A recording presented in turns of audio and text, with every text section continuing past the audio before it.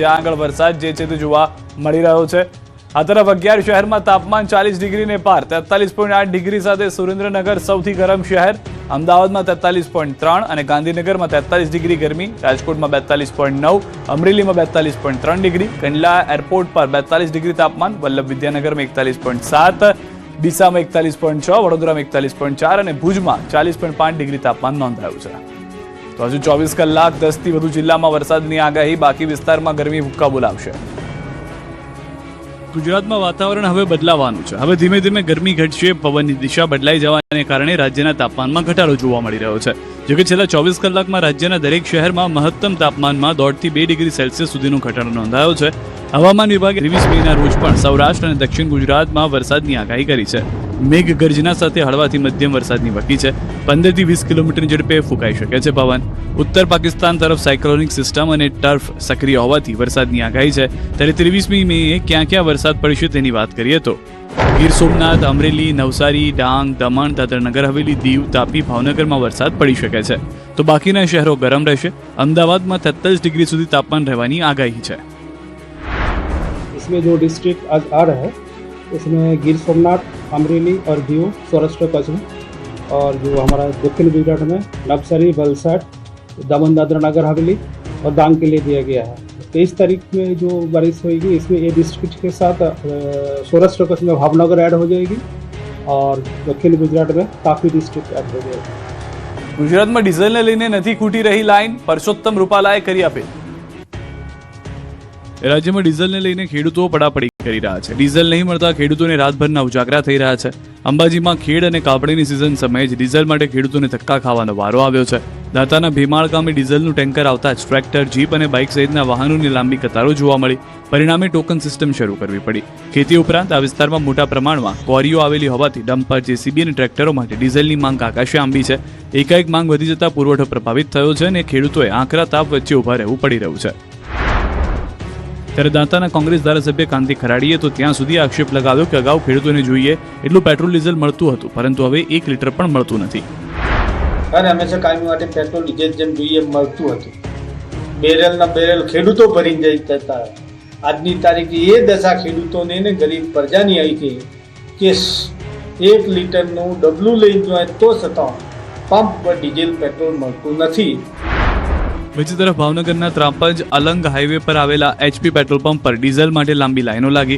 ખેડૂતોનો આક્ષેપ છે કે છેલ્લા 4 દિવસથી રોજ કલાકો સુધી લાઈનમાં ઊભા રહેવા છતાં પૂરતું ડીઝલ મળતું નથી।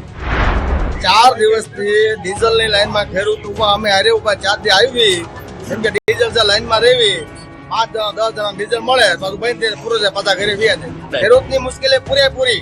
અત્યારે ડીઝલ મળતો નથી અને બહાર એમ કહે છે ડીઝલ મળે છે પણ ડીઝલનો સ્ટોક જ નથી આવતો। આ રાતના વારામાં બેઠા છે છતાં ડીઝલ મળતું નથી। તો જૂનાગઢમાં બાઉદ્દીન કોલેજ નજીક આવેલા જગત પેટ્રોલ પંપ પર રિક્ષા ચાલકોએ આક્ષેપ કર્યો કે કેટલાકો કલાકો સુધી લાઇનમાં ઊભા રહ્યા છતાં પણ પૂરતું ડીઝલ મળતું નથી, જ્યારે લાગવગ ધરાવતા લોકોને સરળતાથી ડીઝલ આપવામાં આવી રહ્યું છે। આ દરમિયાન જિલ્લા ભાજપ મહામંત્રી ઉમેશ બામરોલિયા લાઇનમાં આડે ઘૂસ્યા હોવાના આક્ષેપો થયા હતા। આ તરફ રાજકોટના સાંસદ પરસોત્તમ રૂપાલાએ લોકોને ઇંધણનો વિવેકપૂર્ણ ઉપયોગ કરવાની અપીલ કરી। તેમણે કહ્યું કે સરકાર સમગ્ર પરિસ્થિતિ પર નજર રાખી રહી છે, કોઈને તકલીફ નહીં પડે।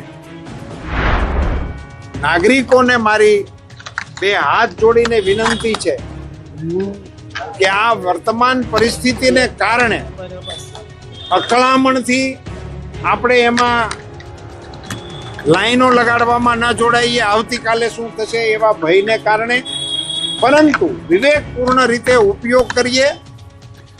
મુન્દ્રામાં પેટ્રોલ પંપ પર ટ્રક ચાલકો પાસેથી ગેરકાયદેસર ઉઘરાણીની ફરિયાદ। કાકા 100 રૂપિયા શેના લીધા? આ 100 રૂપિયા શેના લીધા ડ્રાઈવર પાસે તમે? डीजल है लेकिन आपको देना नहीं है। डीजल है लेकिन आपको देना नहीं है। देना है तो ये क्यों ये सब क्या 10:30 बजे क्यों बंद कर दिया? हो गया, ड्यूटी टाइम खत्म हो गया किसका? मेरा। नाइट में कोई नहीं, नाइट में कोई आदमी नहीं है। कोई आदमी नहीं। એટલે તમે શું બધા પાસે એટલે 500 લેવાના કેટલા લેવાના તમારે? મુન્દ્રા તાલુકાના ભોરાર ગામ પાસે આવેલા પેટ્રોલ પંપ પર ટ્રક ચાલકો પાસેથી ખુલ્લેઆમ ઉઘરાણી થતી હોવાનો મામલો સામે આવ્યો છે.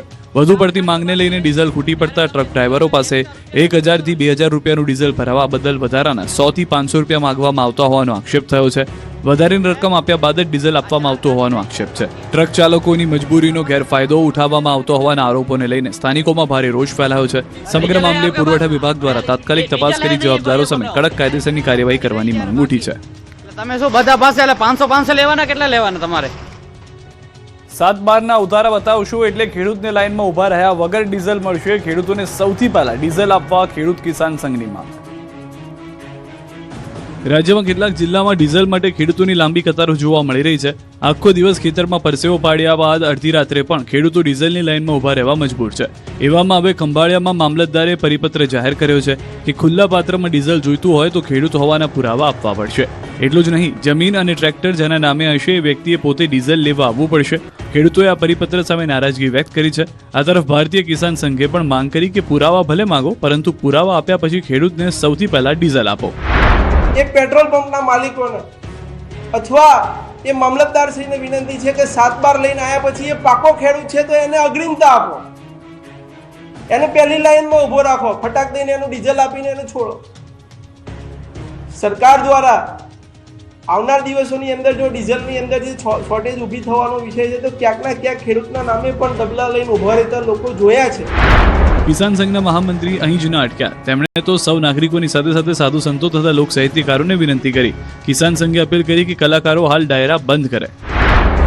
ક્યાંક લોક સાહિત્યકારોએ પણ ચિંતા કરવી પડશે, ક્યાંક ડાયરા બંધ કરવા પડશે, પ્રવાસ ઘટાડવો પડશે.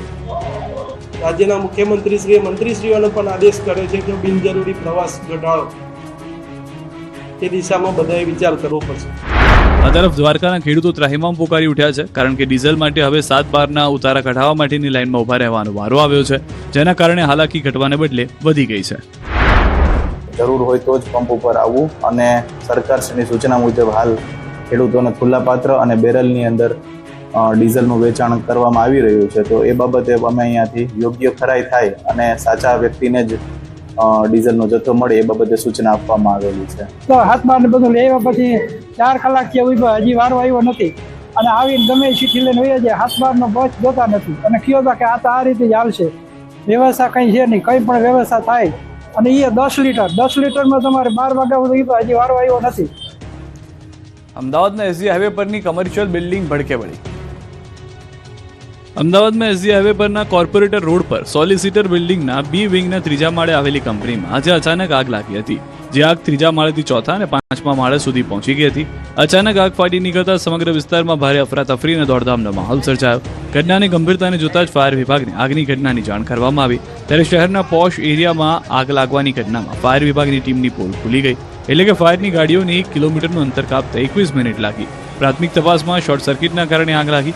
આગના કારણે 50 લોકો ઉપર ફસાયા. તેમનું રેસ્ક્યુ કરવામાં આવ્યું. જે લોકો ફસાયા હતા તેમને કાચના પાર્ટીશન તોડીને બહાર કાઢ્યા. આગના કારણે 4થા અને 5ના માળે નુકસાન થયું હતું. આ દરમિયાન આસપાસના લોકો પણ ઘટના સ્થળે એકઠા થઈ ગયા હતા. આગને કારણે બિલ્ડિંગના કાચ ધડામ કરતા કડરભૂસ થવા લાગ્યા. સુરતના વેસુમાં બિલ્ડિંગના 9 અને 10મા માળે આગથી અફરાતફરી. સુરત શહેરમાં છેલ્લા 12 કલાક દરમિયાન આગની 3 મોટી અને ગંભીર ઘટનાઓ સામે આવતા ફાયર બ્રિગેડમાં ભારે દોડધામ મચી ગઈ છે. ઉનાળાની આકરી ગરમી અને વધતા તાપમાન વચ્ચે શહેરના અલગ અલગ 3 છેડા પર લાગેલી આ ભીષણ આગને કારણે કરોડો રૂપિયાની સંપત્તિ બળીને ખાખ થઈ ગઈ છે. શહેરના પોશ ગણાતા વેસુ વિસ્તારમાં આવેલી હાઈરાઇઝ બિલ્ડિંગમાં આગ લાગી હતી. અગ્રવાલ સ્કૂલની નજીક સ્થિત જૈનમ ધ ગ્રાન્ડ અલ્ટીમા નામના હાઈરાઇઝ એપાર્ટમેન્ટની સી ટાવરમાં 9મા અને 10મા માળે આવેલા ફ્લેટમાંથી અચાનક ધુમાડાના ગોટે ગોટા અને આગની જ્વાળાઓ નીકળતી જોઈ આજુબાજુના રહીશો અને બિલ્ડિંગના લોકોમાં ચીસાચીસ મચી ગઈ. આ આગ સમયે મોટાભાગના પરિવારો ઘરમાં સૂતા હતા અને બિલ્ડિંગના દાદર તેમજ લોબીમાં ધુમાડો ભરાઈ જવાને કારણે ઉપરના માળના લોકો નીચે ઉતરી શક્યા ન હતા. તેઓ પોતાના ફ્લેટની બાલ્કનીમાં આવીને બચાવની બૂમો પાડવા લાગ્યા. ઘટનાની ગંભીરતાને જોતા સ્થાનિક લોકોએ તાત્કાલિક ફાયર કંટ્રોલ રૂમને જાણ કરી, જેના પગલે અદ્યતન 90 મીટરનું હાઇડ્રોલિક પ્લેટફોર્મ વાહન ઘટના સ્થળે તૈનાત કરવામાં આવ્યું. ફાયર વિભાગની ટીમે દિલધડક ઓપરેશન શરૂ કરીને બાલ્કનીઓમાં ફસાયેલા માસૂમ બાળકો, મહિલાઓ અને વડીલો સહિત 7થી વધુ લોકોને ક્રેન મારફતે સુરક્ષિત નીચે ઉતાર્યા અને સાથે જ હાઇડ્રોલિક પ્લેટફોર્મની મદદથી બિલ્ડિંગની સમાંતર ઊંચાઈ પર જઈને સીધો આગ પર પાણીનો મારો ચલાવી લાંબી જહેમત બાદ કાબુ મેળવ્યો હતો. સુરતનું રમકડાનું ગોડાઉન ભડકે બળ્યું. લાખો રૂપિયાના રમકડા બળીને ભસ્મ. ભીષણ આગના દ્રશ્યો સુરતના ડભોલી ગામના છે. ડભોલી વિસ્તારમાં આવેલા ઓનલાઈન ખરીદી માટેની વસ્તુઓ સંગ્રહિત કરી રાખવાને એક વિશાળ ખાનગી ગોડાઉનમાં અચાનક ભીષણ આગ ભભૂકી ઉઠી. આ ગોડાઉનમાં ઈ કોમર્સ કંપનીઓ દ્વારા ઓનલાઈન વેચાણ માટે રાખવામાં આવેલો ઇલેક્ટ્રોનિક સામાન, કપડાં, પ્લાસ્ટિકની વસ્તુઓ, હોમ અપ્લાયન્સીસ અને પેકિંગ માટેના કાર્ટૂન બોક્સનો મોટો જથ્થો હોવાથી આગે મિનિટોમાં જ રૌદ્ર સ્વરૂપ ધારણ કરી લીધું હતું. મધ્યરાત્રિના શાંત વાતાવરણમાં ગોડાઉનમાંથી ઉઠેલી આગની જ્વાળાઓ અને ધુમાડો દૂર દૂરથી જોઈ શકાતો હતો, જેના કારણે આજુબાજુના વિસ્તારોમાં પણ લોકોને શ્વાસ લેવામાં તકલીફ પડવા લાગી હતી. આ ભીષણ આગમાં અંદર રાખેલો કરોડો રૂપિયાનો ઈ કોમર્સનો માલ સામાન સંપૂર્ણપણે બળીને ખાક થઈ ગયો છે, જેનાથી વેપારીઓને મોટું આર્થિક નુકસાન વેઠવાનો વારો આવ્યો છે. ઘટનાની જાણ થતાં જ કતારગામ સહિત આસપાસના ફાયર સ્ટેશનની 100થી વધુ ટીમો ઘટના સ્થળે દોડી આવી હતી અને ગોડાઉનની ચારે તરફથી પાણીનો મારો ચલાવીને આગને વધુ ફેલાતી અટકાવવા માટે મોડી રાતથી સવાર સુધી યુદ્ધના ધોરણે કામગીરી કરી હતી.